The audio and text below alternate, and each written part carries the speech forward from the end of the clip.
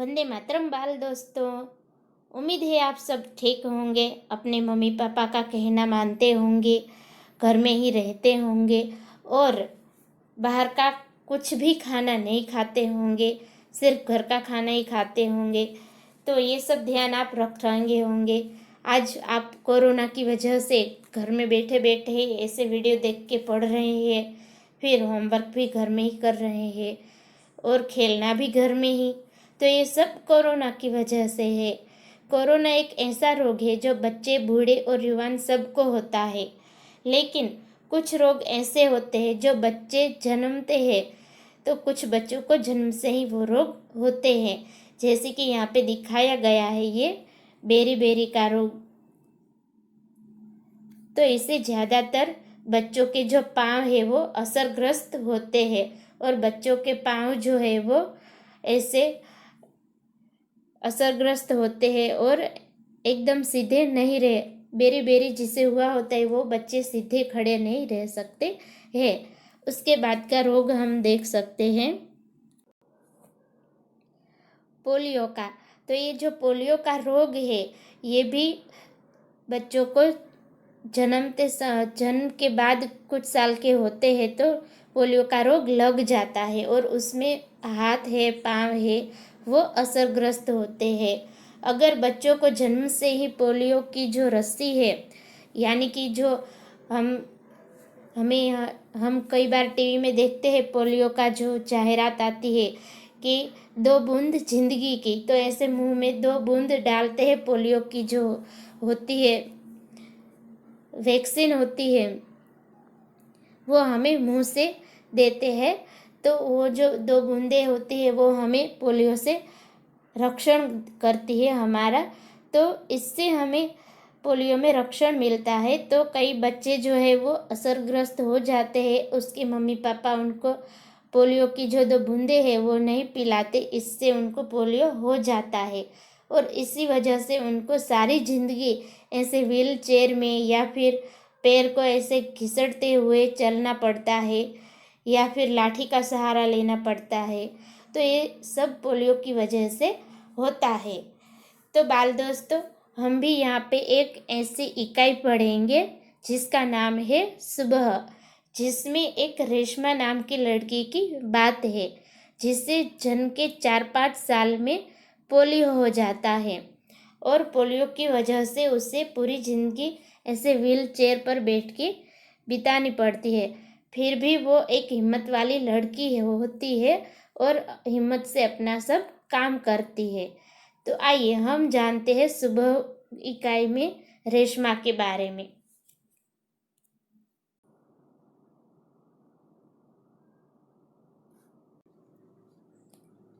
Polio की बीमारी से बच्चे विकलांग हो जाते हैं। बच्चों को इस बीमारी से बचाने के लिए उन्हें पोलियो की दवाई पिलाई जाती है। इस सच्ची घटना में पोलियो विकलांग बालिका रेशमा अपनी सूझबूझ और साहस से काम लेती है। उसकी शारीरिक कमी उसके इरादों में कभी बाधा नहीं बनी। वह जिंदा दिली एवं परिश्रम से अपना जीवन कैसे जी रही है, इसका निरूपण इस घटना में किया गया है। तो बाल दोस्तों, अब आगे बढ़ते हैं। सुबह सुबह रेशमा ने देखा कि घर के सभी लोग साफ सफाई में व्यस्त है। कोई सामान झाड़ रहा है तो कोई मकड़ी की झाले उतार रहा है। रेशमा ने सोचा, जरूर आज कोई खास बात है।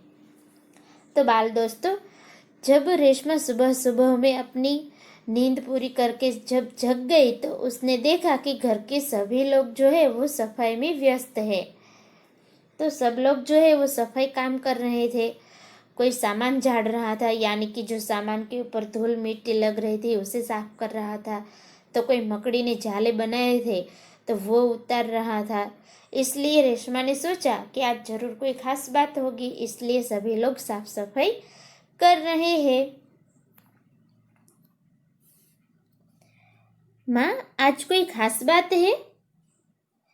सब इतनी सुबह उठकर घर की सफाई में जुटे हैं, रेशमा ने उत्सुकता से पूछा।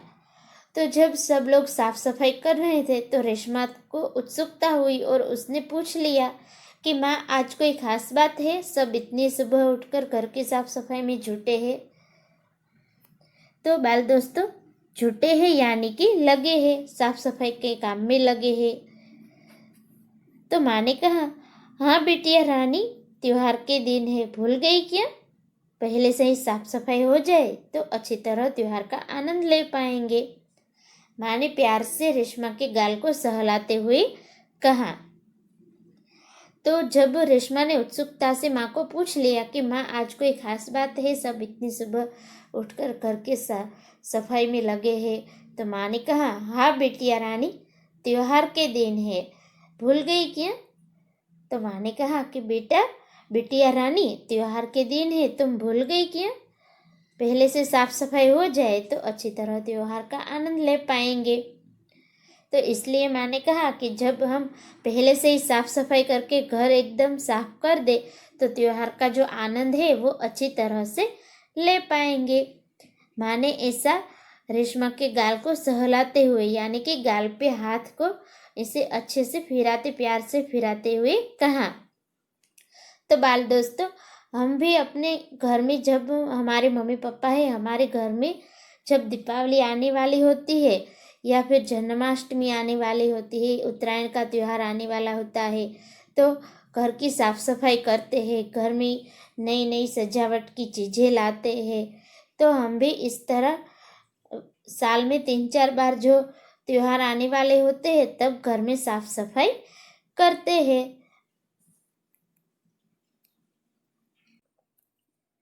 ओह, मैं तो एकदम भुलक्कड़ हो गई हूँ। पर माँ, आपने मुझे तो कोई काम सौंपा नहीं, मैं क्या करूँ, बताओ माँ। जब माँ ने रेशमा को याद दिलाया कि रानी त्योहार के दिन है तो साफ सफाई कर रहे हैं, तो रेशमा ने कहा, अरे मैं तो एकदम भुलक्कड़ हो गई हूँ। पर माँ, तुमने मुझे कोई सा काम सौंपा ही नहीं, मैं क्या करूँ, तुम बताओ मुझे। रेशमा को भी कुछ काम करना था, तो उसने अपनी माँ से पूछ लिया कि मैं क्या करूँ, तुम मुझे बताओ।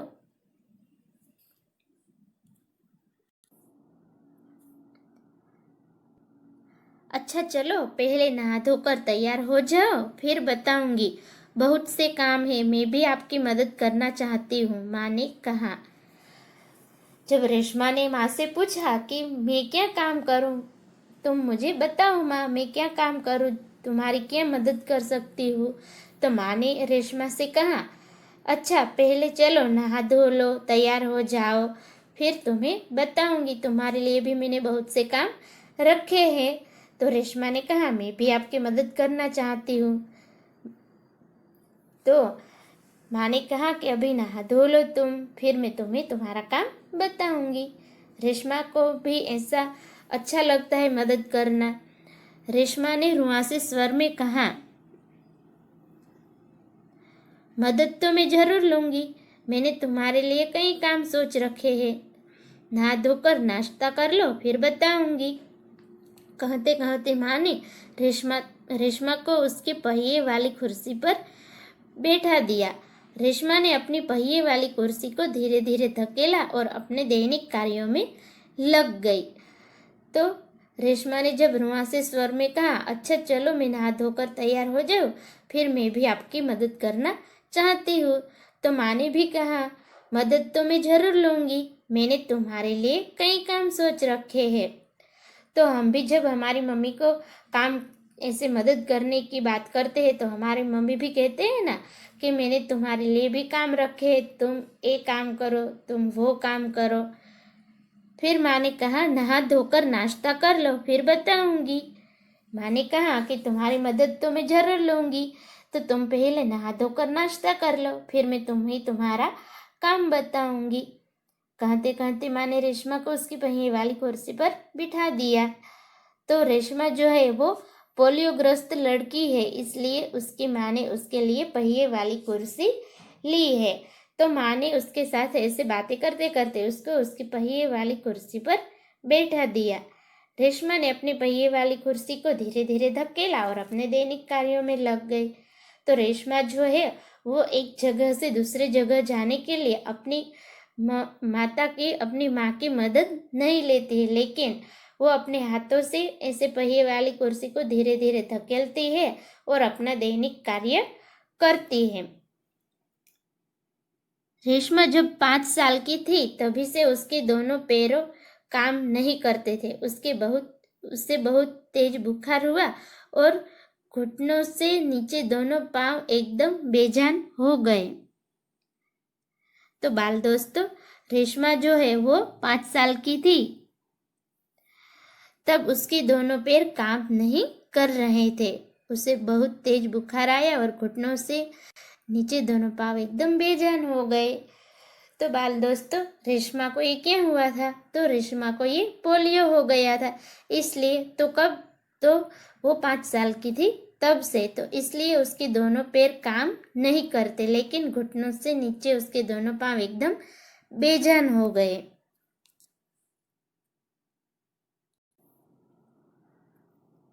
बहुत इलाज करवाया पर रेशमा के पाँव में जान नहीं आई, उसे पोलियो हो गया था। तो बाल दोस्तों, जब उसे बुखार हुआ, 5 साल की थी तब, तो बुखार हुआ और घुटनों से नीचे के दोनों पाँव एकदम बेजान हो गए। तो उसके माता पिता ने उसका बहुत इलाज करवाया पर रेशमा के पाँव में जान नहीं आई, यानी कि उसके जो पैर है वो चलते नहीं थे, उसे पोलियो हो गया था। तो बाल दोस्तों, उसे पोलियो हो गया था, इसलिए उसने कई सारे इलाज करवाए, फिर भी उसके जो पाँव है वो ठीक नहीं हुए। रेशमा बहुत हिम्मत वाली लड़की थी। शुरू शुरू में उसे जरूर दूसरों की सहायता लेनी पड़ी, परंतु अब 11 साल की उम्र में वह अपने सारे काम स्वयं करती है। वह अपने परिवार पर अपने काम के लिए निर्भर नहीं रहना चाहती। तो बाल दोस्तों, उसे पोलियो हो गया था, लेकिन वो एकदम हिम्मत वाली लड़की थी। वो अपनी कमजोरी को कमजोरी नहीं मानती थी। शुरू शुरू में वो दूसरों की सहायता लेती थी, लेकिन जब वह 11 साल की उम्र की हो गई तो वो अपना काम स्वयं करने लगी। तो वो अपने परिवार पर उसके काम के लिए निर्भर नहीं रहती और वह ऐसा सोचती है कि मैं अपना काम करने के लिए किसी पर निर्भर नहीं रहूंगी। तो बाल दोस्तों, आपने रेशमा के बारे में जाना और जान के अच्छा भी लगा होगा। आप उस रेशमा से कुछ सीखते भी होंगे। तो बाल दोस्तों, अगला जो रेशमा के बारे में हम अगले वीडियो में कुछ और जानेंगे। तब तक के लिए वंदे मातरम।